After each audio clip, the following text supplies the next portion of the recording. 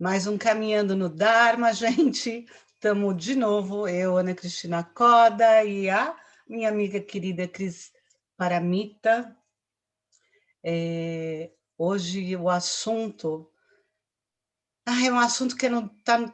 Aliás, o Dharma todo está no nosso dia a dia, né, Cris? Não é assim...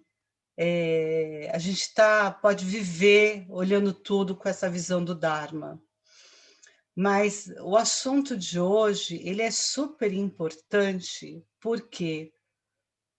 Porque ajuda a gente a aprofundar um pouquinho mais também o que eu acho que é um dos ensinamentos mais principais, né, que eu já falei isso em outras vezes, para mim, que são as 4 9 verdades, né?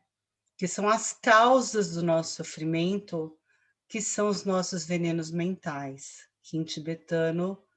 É em tibetano ou é em sânscrito que é kleshas? Em sânscrito é kleshas, né? A nomenclatura é kleshas. Então, basicamente, né? E daí, Cris, me corrija se eu estiver errado, você já pode ir pegando esse gancho. A minha experiência e o meu entendimento é que realmente, né? Tem uma frase do Lama Michel, inclusive, né? Que o nosso sofrimento é causado pelos nossos venenos mentais, o nosso karma, não é? É essa frase, que é maravilhosa, inclusive. E é isso mesmo, a minha experiência direta com meditação, toda vez que eu vou ver a base do meu sofrimento, alguma coisa que eu estou passando, infelizmente eu caio nesse lugar que é a meia-culpa, entendeu? Tem alguma coisa dentro de mim, né? E mesmo que seja o karma, né? Porque uma coisa também que eu nunca esqueci, quando eu ouvi ele falando, a gente nunca sabe os nossos karmas, então é bom a gente não criar as condições, né? Tipo, para que eu vou correr riscos, né? Tipo, eu não sei o meu karma, né? Por que eu vou andar sem máscara no meio de uma pandemia, né? Sim, Então, sim. essas duas coisas também, assim, daí eu vou falar por mim, pela minha experiência, né? O karma e os venenos mentais, eles estão muito associados, né? De alguma maneira. Mas, Cris, e aí? Né? Então, em primeiro lugar, depois dessa sua introdução, que é quase o apanhado todo, é uma satisfação esse nosso reencontro, porque o que eu mais gosto mesmo de fazer é conversar sobre o Dharma. Mas você chutou uma bola no gol que foi impossível não aproveitar essa oportunidade, que é quando você diz que o nosso principal objetivo é colocar o ensinamento do Dharma na nossa prática cotidiana, né? De outra forma, eu não entendo necessário se estudar o Dharma como nenhum outro assunto que não seja verdadeiramente para que nós coloquemos em prática, porque a diferença entre um conhecimento e um aprendizado é que o conhecimento ele fica no campo intelectual e o aprendizado fica no campo espiritual, né? A grande diferença é que quando o nosso espírito, a nossa mente percebe que algo é coerente, ela relaxa. A Volta incoerência só faz um com que pouquinho, porque travou um pouquinho e você falou uma coisa importante.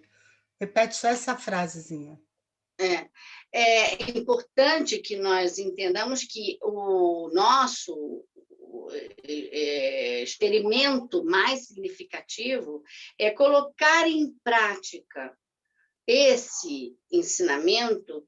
Do contrário, o que nós cometemos é um suicídio gradual, porque a incoerência ela nos leva a uma vida sem significado, porque é o seguinte, existem 3 aspectos fundamentais que nós precisamos considerar. A conjunção das nossas emoções, dos nossos pensamentos e das nossas ações, elas precisam interagir coerentemente. Quando isso não ocorre, o corpo falece. Nós viemos há muito tempo caminhando em estradas que nos levam ao suicídio, mesmo que figurativo, né? Nós comemos alimento envenenado, nós participamos de uma sociedade extremamente consumista, cruel, egoísta. Uhum. Nós privilegiamos os nossos. Nós nos concentramos no meu e no eu. Então, isso nós já sabemos que, agindo assim, nossa mente primordial, ela não reconhece com aprovação, ela reprova. Só que não fica evidente. Então, nós achamos que ninguém está vendo, mas a gente está vendo. Mas aí você falou uma coisa maravilhosa, porque não é que a gente acha que ninguém está vendo, nem nós estamos vendo, nem nós estamos conscientes. Quem está consciente, às vezes, é a nossa consciência, aquela que a gente não alcança, né? Eu brinco com as pessoas que o problema é o peso na consciência quando a gente morre, né? É o peso na consciência quando a gente faz as coisas, que a gente pode não estar percebendo, mas a gente está tendo. A gente tem esse peso na consciência. Sim. Existe sabe quando você... o que a mente prefere? Fingir que está dormindo e não ceder o lugar, ou ceder o lugar? Nossa, Cris! Trânsito. O que a mente prefere? Oferecer a passagem ou acelerar o carro e não dar a passagem? Né? O que a mente prefere? Amar ou se sentir amado? São perguntas. Assim, o pior é que, será que é a mente mesmo? A gente coloca a culpa em tudo nessa coisa da mente. Eu não sei se é essa mente, né? Ou se é uma parte dessa mente que é exatamente o nosso ego individualizado, né? Mas você sabe que agora você fez outro gol, que é a questão do ego. O ego, ele é o nosso objeto de meditação. Não adianta travar batalha contra o ego, porque ele vai vencer. Já começa por aí, né? Concordo, então, também não totalmente. É colocar no colo, alimentar como um bebê, mas é ao contrário. É colocá-lo no devido lugar, como um objeto de meditação. Desculpa, me deu uma coceira no nariz.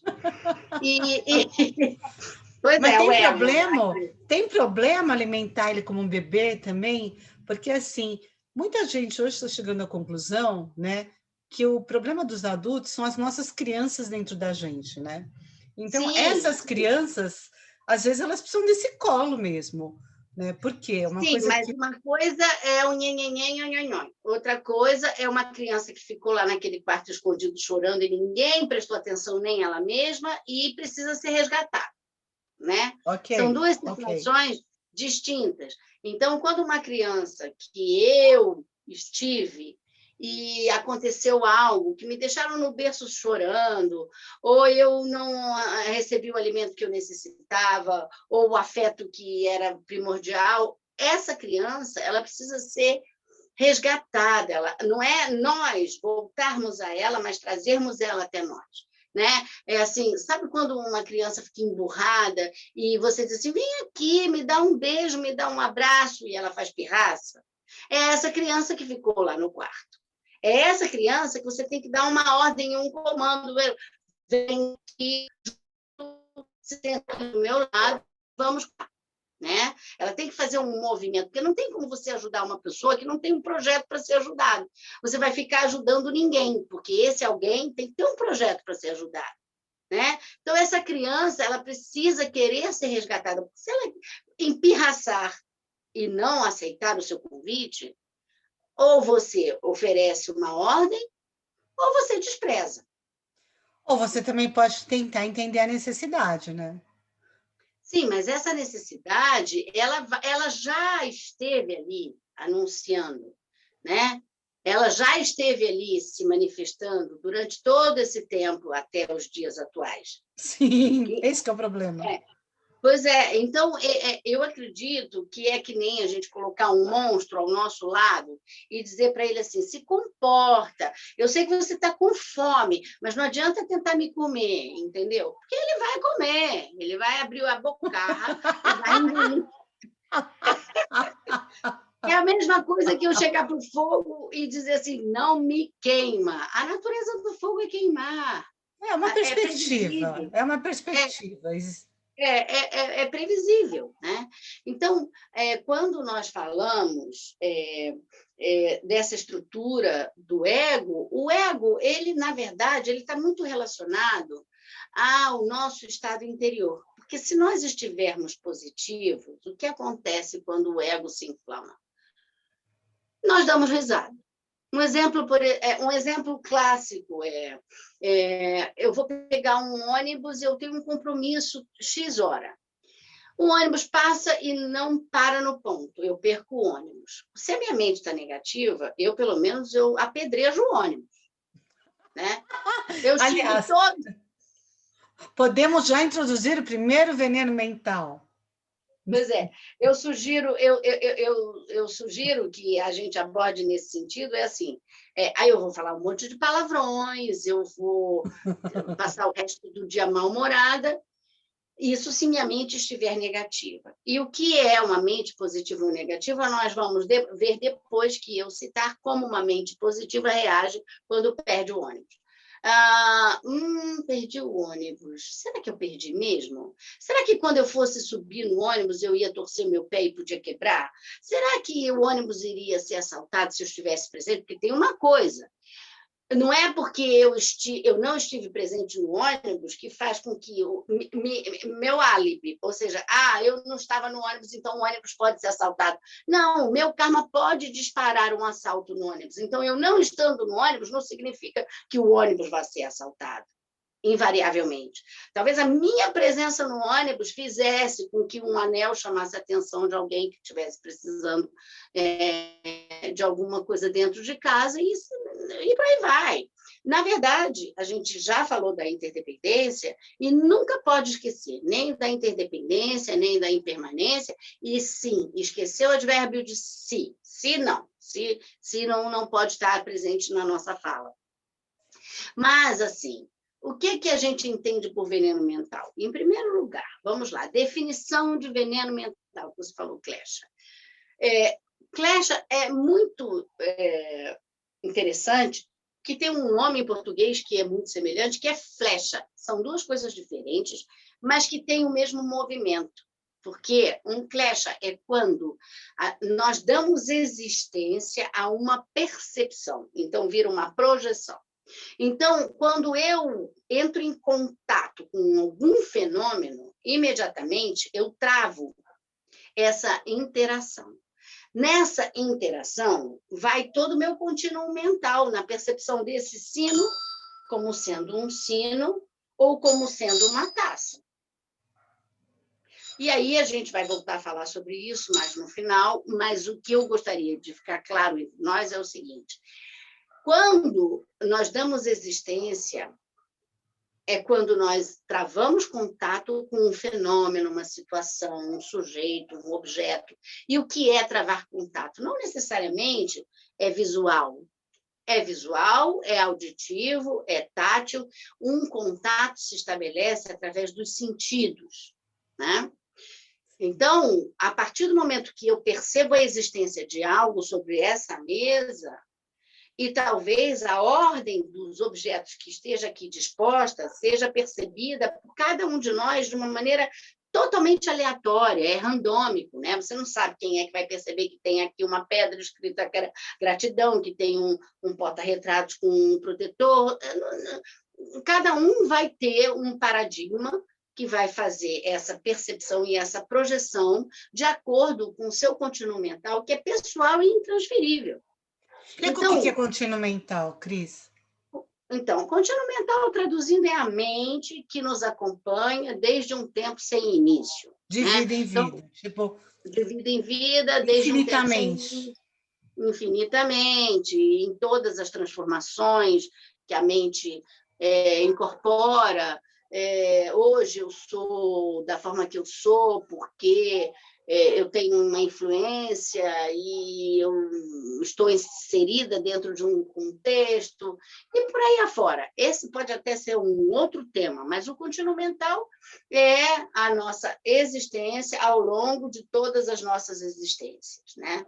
Então, é quem nos traz de uma vida a outra vida e é como se fosse o nosso disco rígido que vai sendo transferido de um computador para outro, né? Só para vocês terem E uma aí, ideia, o que que tem bastante ocorre... memória, né, Cris? É só o pessoal ter uma ideia Uau! que tem muita memória e tem muita percepção que essas memórias vão dar através dessas inúmeras experiências. Tem uma experiência que é interessante, que esses números são números terrenos, mas os números astronômicos ficam indecifráveis para nós. Mas, por exemplo, de novo, o sino. Esse sino, né? Esse sino, ele tem uma imagem que é capturada pelo nosso olho, que seja, ou pelo nosso ouvido, não importa, mas, ou pelo nosso tato, mas a minha visão me dá cor e forma. A minha mente dá nome e significado. Então, eu vejo esse sino e afirmo que é um sino. Quando eu vejo esse sino e afirmo que é um sino, e há quem diga que é uma taça, não importa. Eu não vou discutir. Se essa pessoa percebe como uma taça e eu percebo como um sino, o que importa é que a função de sino e a função de taça podem ser exercidas. Ok? Então, esse sino, quando ele é percebido, na fração de segundo em que ele é percebido e a minha mente projeta sino, eu tenho, em números terrenos, 65 registros a cada segundo desse mesmo sino. Eu estou falando em números terrenos. Para lá de astronômicos, eu não tenho números que possam equivaler. Mas... Cris, ficou sem áudio, isso. A cada 65 impressões em um segundo, em 1 minuto, vezes 60, em 1 hora, vezes 60, vezes 24 para um dia, vezes 30 para um mês, vezes 365 para um ano. E quantos anos eu tenho hoje? 59, 60 incompletos. E quantas vidas eu já vivi? Incontáveis. Então, imagina que tamanho de memória nós temos nesse contínuo mental. Se 1 equivale a 65, vezes 60, vezes 24, vezes 7, vezes 30, vezes 365, vezes 59, vezes incontável. Então, esse terreno fértil, que nós chamamos de mente, que tem incontáveis sementes plantadas, vai se relacionar com a realidade de acordo com o que nós sentimos familiaridade. Por quê? Tá tudo ok. Desculpa, entrou aqui uma ligação. Problema. Está me ouvindo? Tô. Dessa vez não Então, caiu o som. Tá bom. Então, esse universo de sementes que nós chamamos de imagens mentais, elas estão nesse acervo. E esse acervo espiritual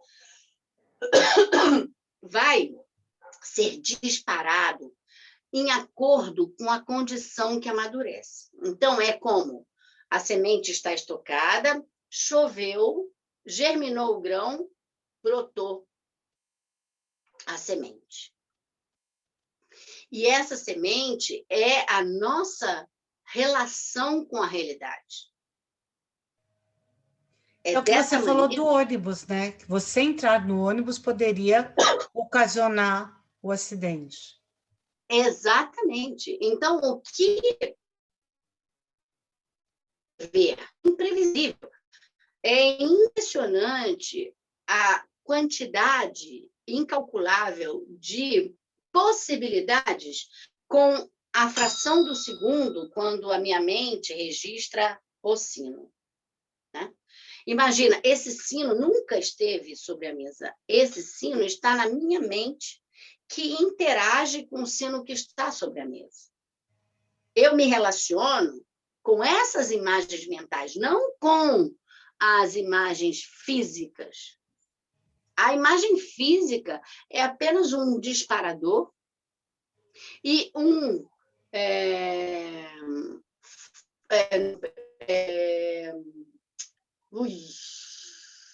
facilitador.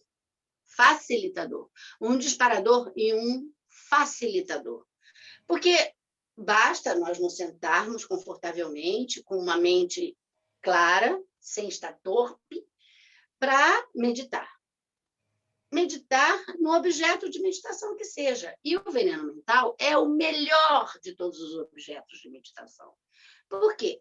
Porque se nós não interagirmos, não realizarmos a existência e a manifestação do veneno mental, é como aquele sujeito oculto, que ninguém sabe aonde está. Por que eu estou sentindo raiva, gente? Da onde está vindo essa raiva? Essa raiva está vindo da chuva, porque eu não queria que chovesse.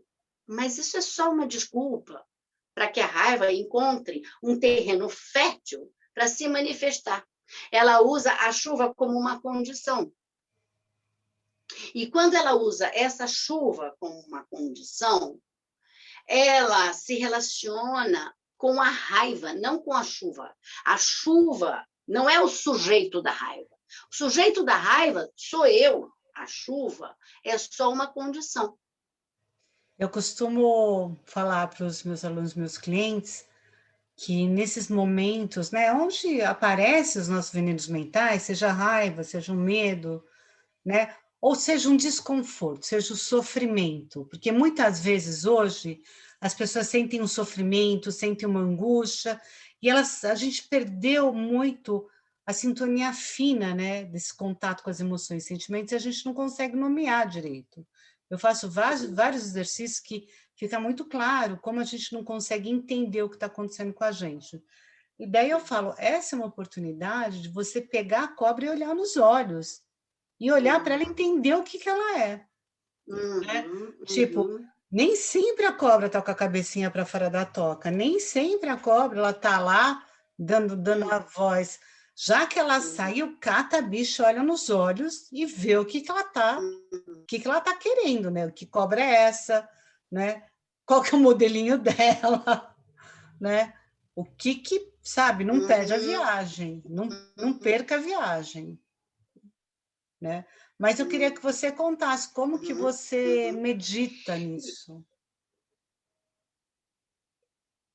Pois é, então, na hora que surge o veneno mental, por uma questão concreta, ou seja, alguém que eu não queira me encontrar, porque me magoou uma ocasião, porque eu não consegui me desapegar da dor, e daí essa pessoa vem se aproximando na minha direção. Tarde demais. O veneno mental já foi projetado e num campo que pode estar relacionado às ações de mente, de palavra ou de corpo. Ela pode, inclusive, ter um quarto componente, que é a satisfação por haver usado a mente, a palavra e o corpo, o regozijo por haver concluído essa ação. Então, eu parto em direção a essa pessoa e vivencio essa raiva e essa aversão. Então, essa condição já é impossível se negociar, porque ela já existiu como uma ação que pode ser interrompida na mente, que pode ser interrompida na mente e na palavra, que pode ser interrompida na mente, na palavra e no corpo, que pode ser interrompida na mente, na palavra, no corpo e no regozijo pela ação. Essas etapas representam a graduação de uma ação. Porque se eu tenho por objetivo me vingar dessa pessoa que um dia me causou uma mágoa, eu vou lá e trago para ela a questão de volta e me vingo e ainda fico satisfeita, essa ação é uma ação completa, provavelmente ela vai plantar uma semente bastante sólida para se manifestar em outras ocasiões. E aí a gente entra na questão da prisão cíclica, que é chamada de samsara, ou a roda da vida, e isso é uma extensão de assunto. Nós vamos nos concentrar hoje, não é nem nos tipos de veneno mental, mas como o veneno mental dispara uma ação negativa. Então, o veneno mental, ele pode estar se manifestando ou não. Ele pode estar externo, oculto ou extremamente oculto. Perfeito, Cris. Perfeito. Um veneno externo é aquele que nós observamos imediatamente. Ele pode ser considerado também um fenômeno. Então, eu percebo um mal-estar porque, de alguma forma, eu não queria que chovesse, né? Aí chove, então eu me refiro à chuva como a causa da minha insatisfação. E, por isso, eu fico aborrecida, né? Mesmo pessoas ou lugares que você vai Sim, e se sente mal, não sei claro, por quê. claro, Pessoas que você quer gostar e não gosta, né? claro, Que claro. você tem uma coisinha ali que você... E pessoas que também não entendem porque não gostam de você, mas devem ter seus motivos. Isso é normal, Sim, né? sim, sim. Essa E parte é qual dessas aí que você falou? essa parte é o oculto, pelo seguinte, porque quando nós não sabemos, em primeiro lugar, nós consideramos esse um fenômeno externo, mas ele é uma impressão equivocada da realidade, porque, em verdade, nós sabemos que não é a chuva a causa da minha raiva, senão a raiva que eu sinto, que eu projeto na chuva, né?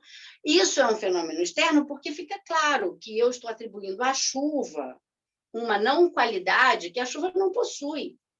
Porque lá no Nordeste, quando a mesma chuva pode trazer uma euforia, êxtase de todas as pessoas, né? Então, não é a chuva que traz nada que possa dizer que ela é benéfica ou não, né?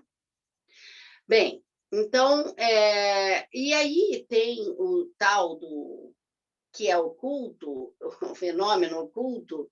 Esse fenômeno oculto, ele é o que também nós chamamos de cognição válida inferencial.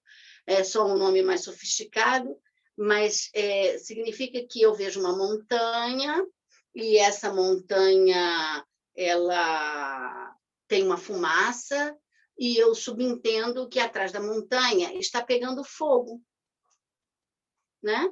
Então, aparentemente, o fogo está oculto, mas ele está manifesto ali através da fumaça e eu interpreto como sendo o fogo atrás da montanha. O mesmo ocorre com pessoas, com objetos, com situações, com qualquer estímulo. E o extremamente oculto é aquele que eu imagino que é algo que não é, afirmo como sendo e não aceito negociação. Então, eu acredito que você está pensando algo que não seja benéfico. E quando você pensa algo que não é benéfico, só você pode saber o que você está pensando. Eu nunca vou saber. Mas eu trato você como se o que eu percebi que você estava pensando fosse real. Então, o que vai dentro do outro é terreno pessoal e intransferível. Mas nós invadimos esse terreno e aprisionamos no nosso achismo. que é o chamado da ignorância, né? E aí, o que ocorre nesse momento em que nós afirmamos com veemência que algo é sem ser, ou que algo não é sendo, ou eu imagino saber algo que eu não sei, ou não sei aquilo que eu achava que eu sabia, que eu considerava correto, mas não o é, porque não é coerente. E por aí eu transito no que nós chamamos de veneno raiz, que é a ignorância. Não é ignorância de desprezar uma fórmula química, física, ou o nome de um filme, não é isso que é considerado, dentro da filosofia budista, a ignorância, mas de nós concebermos um mundo que é concreto, que é absoluto, que é independente, que é permanente, que é objetivo, sendo que não funciona dessa maneira. Então, essa é a primeira grande alteração que precisa ser feita. O simples fato de nós considerarmos a possibilidade de não ser aquilo que nós consideramos sendo, já é um tapa na cara da ignorância. É a famosa ignorância que tudo permeia, né? Porque ela permeia absolutamente tudo. Né? Sim, e tem o que eu acho o esquema que a gente precisa se concentrar, porque a gente entrou no veneno raiz, mas a gente vai sair dos venenos mentais nesse aspecto específico, porque a gente vai precisar abordar esse assunto com um pouco mais de espaço interior. O que nós precisamos considerar é que veneno mental gera ação negativa gera sofrimento. Isso é considerado o ciclo repetitivo do samsara. Ao sofrimento, eu respondo com mais veneno mental. Ao sofrimento, eu respondo com mais veneno mental. E mais veneno mental me gera mais ação negativa, que me gera mais sofrimento, que eu respondo, e assim eu vou me relacionando sucessivamente com incontáveis equívocos, sem que eu me dê conta que existe um primeiro passo a ser dado. E, invariavelmente, o mais importante, que é romper com o veneno mental. Só que, como que eu digo que meu objeto de meditação é o veneno mental, e agora eu tenho a incoerência de falar que é romper com o veneno mental?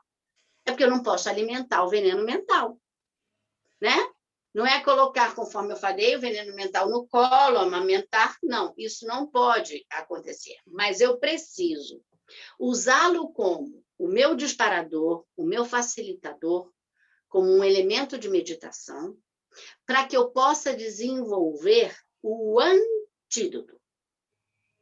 O antídoto é o complemento do veneno mental. Eu não posso considerar que a raiva existe por si só. A raiva existe porque existe o amor e a compaixão. O amor e a compaixão existem porque existe a raiva.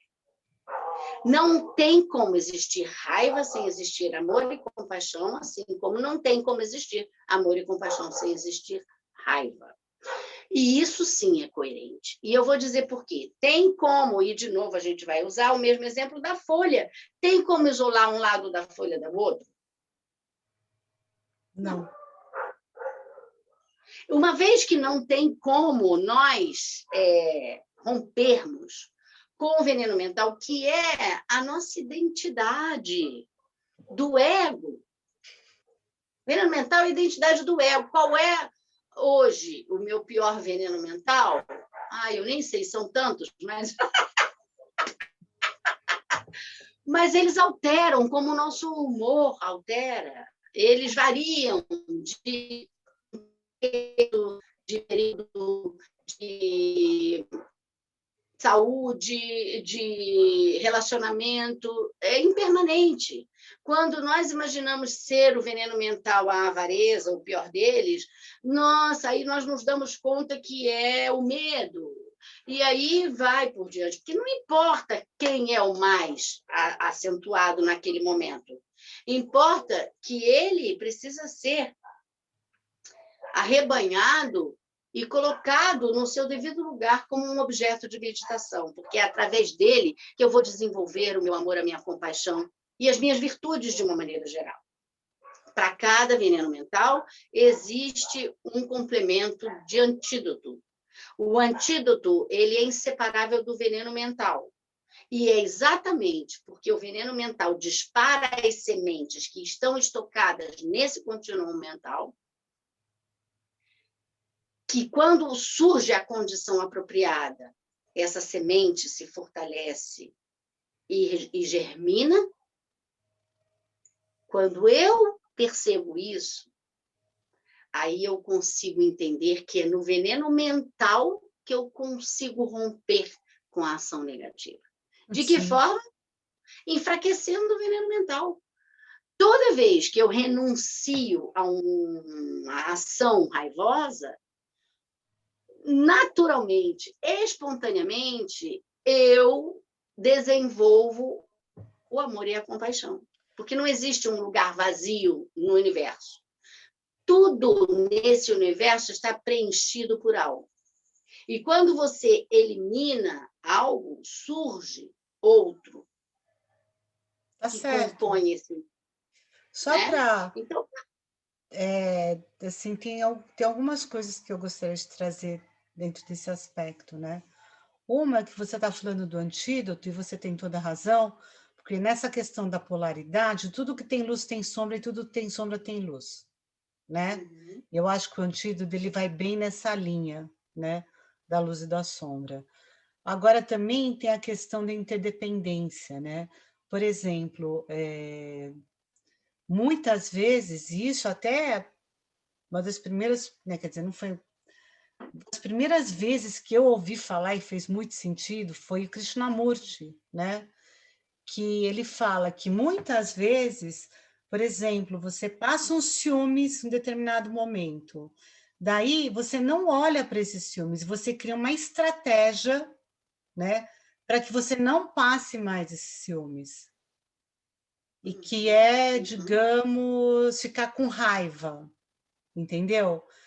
O que ele fala, muitas vezes a pessoa não muda o padrão porque ela fica olhando uma raiva quando ela tinha que ter olhado os filmes lá atrás, né?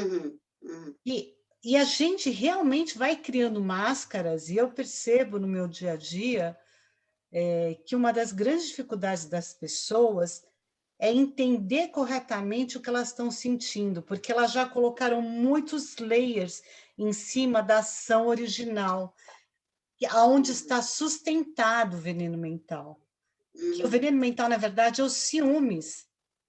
E a pessoa demora para enxergar isso, porque ela fica olhando as máscaras e fica tratando essa superfície,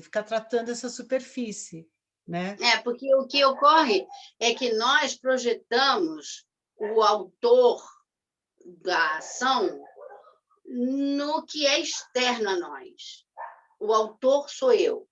Eu Sim, cocrio a realidade que eu experimento. Então, ela existe como... Existe um sino na minha mão direita.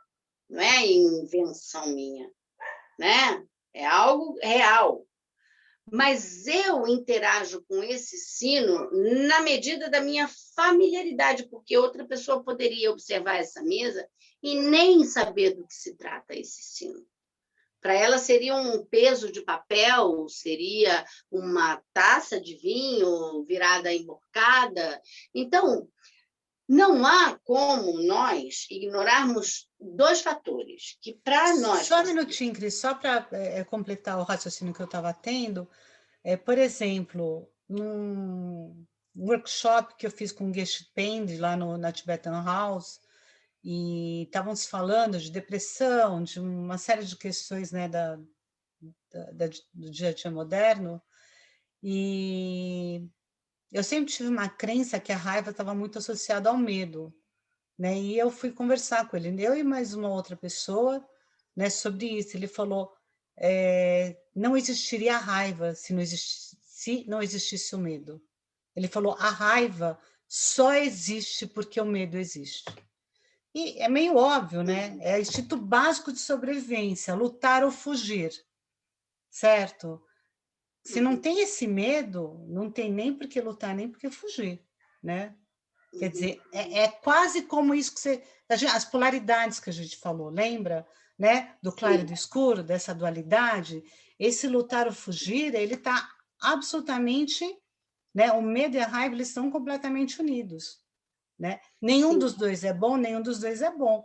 Mas isso, para mim, eu nunca mais vou esquecer. Ele falou textualmente, só existe raiva porque existe o medo. Então, tem essas perspectivas. Os venenos mentais, eles são todos alinhavados, né?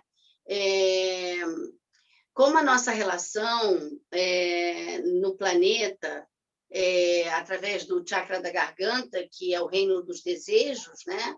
E o ser humano existe porque ele vive no reino dos desejos, e aonde há desejo, há insatisfação, porque se houvesse plenitude, não haveria desejo.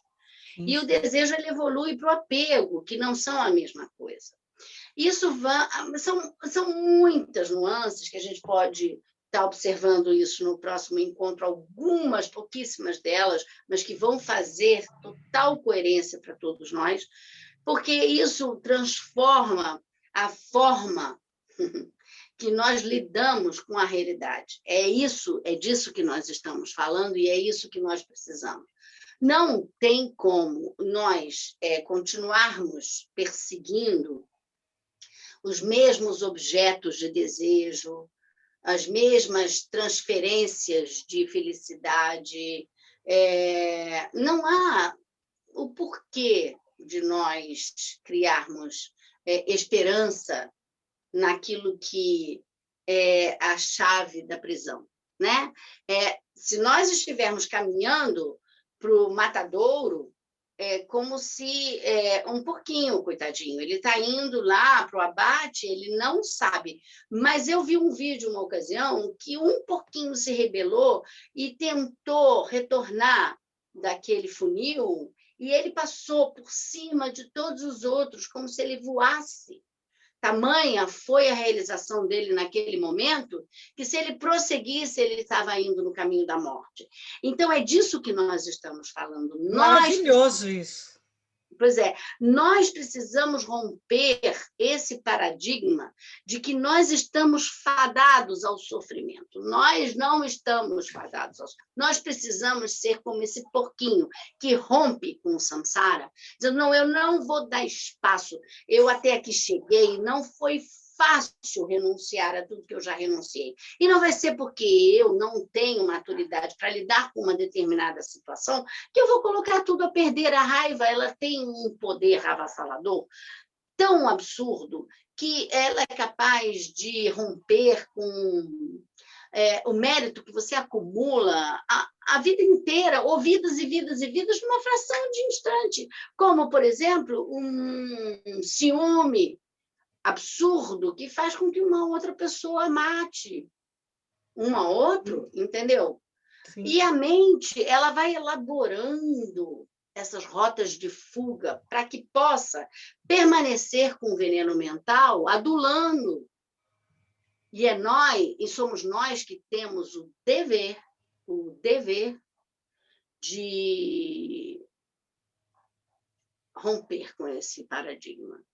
Porque ninguém pode fazer isso por nós. Não tem como nós rompermos uma ação que gere sofrimento a partir da própria ação, a partir do próprio sofrimento.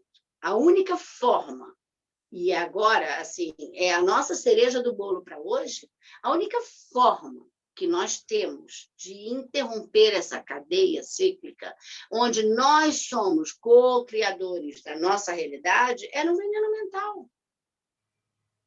Concordo plenamente.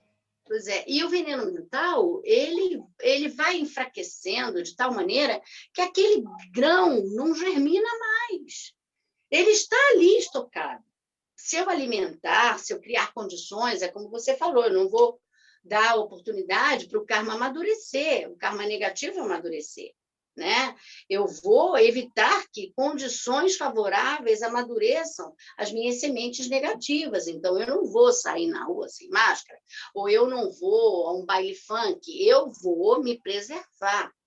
Eu vou me preservar porque eu não sei o que está estocado, eu não vou a me aborrecer porque eu perdi o ônibus, porque eu não sei o que poderia acontecer se eu estivesse naquela viagem. Se eu acreditar na interdependência e na impermanência e nas minhas ações que acumulam mérito e sabedoria, se eu tiver essa autoconfiança, tudo passa a ser positivo. Mas eu preciso estabelecer essa relação comigo mesma de amor próprio, de autoconfiança, de autocompaixão, né? Para que eu possa me relacionar com a realidade de forma que eu possa experimentar em mim mesma aquilo que eu desejo compartilhar com os outros. Senão fica, sabe o quê? Piegas. Fica fake. Que na hora do pega para capar, você vai lá e age em contradição com tudo aquilo que você dizia que era a coerência. Mas a contradição ela faz parte do ser humano também, e a gente é falível mesmo, né? Eu acho que Não, nessas horas tem muito da nossa autocompaixão, né? Porque eventualmente você faz 100 passos corretos e de repente vem uma bomba no seu pé que você não estava esperando, aquilo que você não estava acostumado a lidar ainda, entendeu? Então, sim, mas isso essa é a grande ponte partida, que é quando eu devo acolher e quando eu devo enfrentar. Porque há momentos em que eu tenho que acolher e há momentos em que eu tenho que enfrentar. Saber assim, distinguir não é sempre acolher, porque é assim. Depois a gente pode falar sobre os 4 poderes oponentes, e os 4 poderes oponentes deixam isso muito claro. O primeiro é o apoio, o segundo é arrependimento, o terceiro é o antídoto, o quarto é a resolução. A resolução é de não mais atender às minhas quedas. sem dúvida, Porque as sem minhas dúvida. quedas, eu preciso admiti-las abertamente, mas não ser conivente com elas, porque só eu tenho esse poder de decisão, de Sem dúvida, transformação, sem dúvida. né? Então, sim, há momentos em que tudo que nós temos que fazer é nos acolher. E o fato de nós querermos acertar não significa que nós acertemos, mas nós estamos em direção ao acerto. Isso é que conta. Porque o resultado lá na frente é imprevisível, mas o caminho e o aprendizado do treinamento no caminho, esse é o que fica para a próxima vida. É a famosa determinação, o famoso objetivo, né? Essa resolução. Como a gente costuma falar, nós somos budistas, não somos budas, né? E é a nossa resolução de tentar chegar à iluminação, né? Deixar de ser budista, se tornar Buda. É meio por aí. Mas esse papo continua, parte 2, né, dos venenos mentais. Até o próximo. Até o Beijos. próximo. Beijo.